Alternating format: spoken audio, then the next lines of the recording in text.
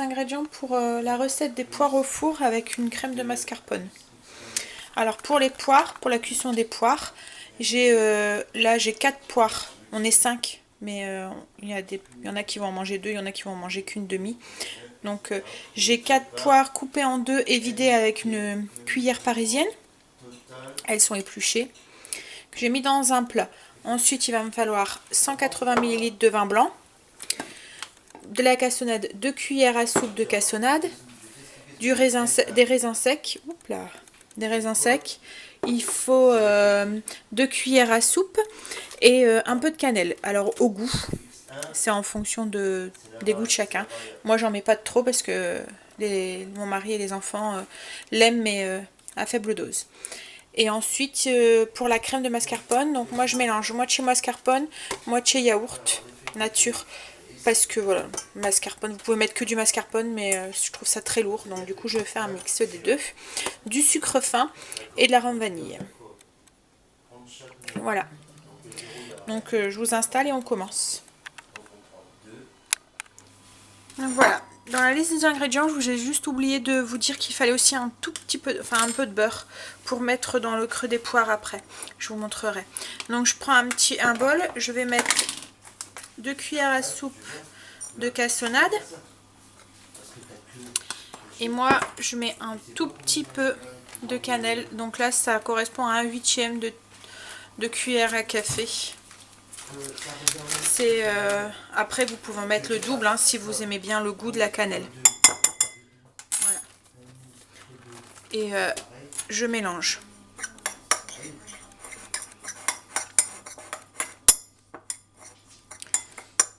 Je vais reprendre mon plat avec mes poires. Je vais venir saupoudrer les poires avec le sucre et la cannelle. La cassonade mélangée à la cannelle sur les poires.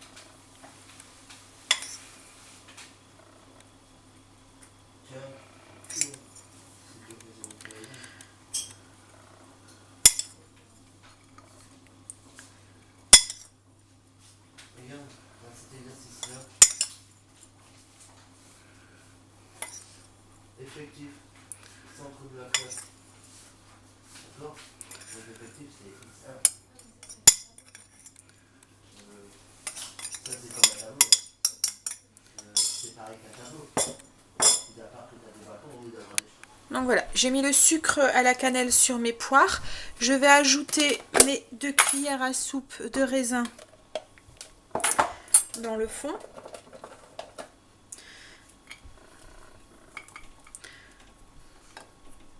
Mes raisins secs, c'est des raisins de Corinthe. Mais après on pourrait faire aussi avec des cranberries aussi. Voilà. Et je vais ajouter le vin blanc dans le fond en évitant d'enlever le sucre des poires. Voilà, je l'ai mis dans le fond du plat. Et maintenant, je prends le beurre et je vais mettre une petite noisette de beurre dans chaque creux. Dans chaque creux de poire. Voilà, vraiment un petit bout. Hop. Voilà.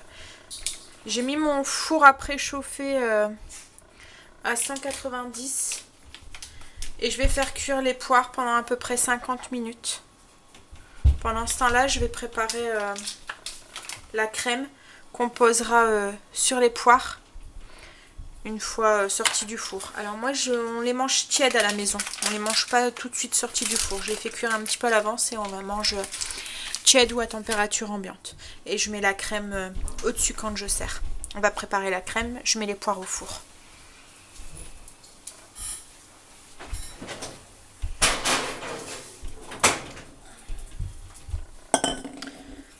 Je vais prendre un petit fouet, voilà. Donc pour la crème de mascarpone, je vais mettre un yaourt nature.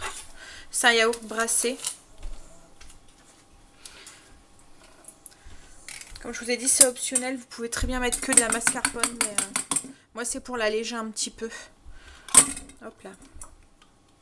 Je vais prendre une cuillère.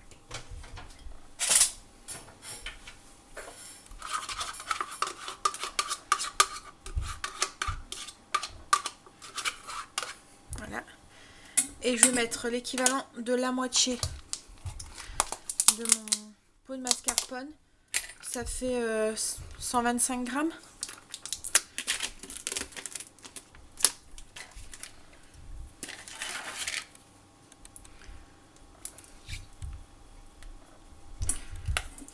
Voilà. Je vais mélanger avec le yaourt.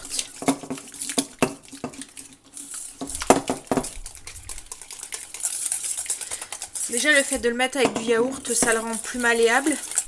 Puis bon, mascarpone tout seul, c'est ouf. Voilà, je vais ajouter une petite cuillère à café de vanille, d'arôme vanille dedans.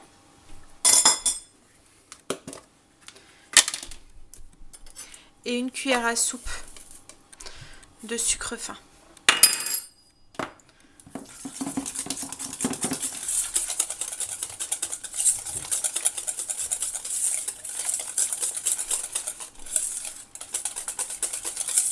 Et je vais mettre au frigo en attendant de servir le dessert.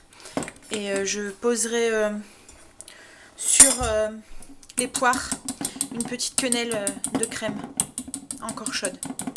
Et je napperai avec le sirop qu'a rendu le vin avec les épices et la poire. Je vous montre tout ça. Je mets ça au frigo. À tout à l'heure. Voilà, les poires, elles viennent juste de sortir du four. Donc là, je vais les laisser à température ambiante un petit peu pour qu'elles tiédissent et qu'elles refroidissent. Et je les servirai avec la crème de mascarpone.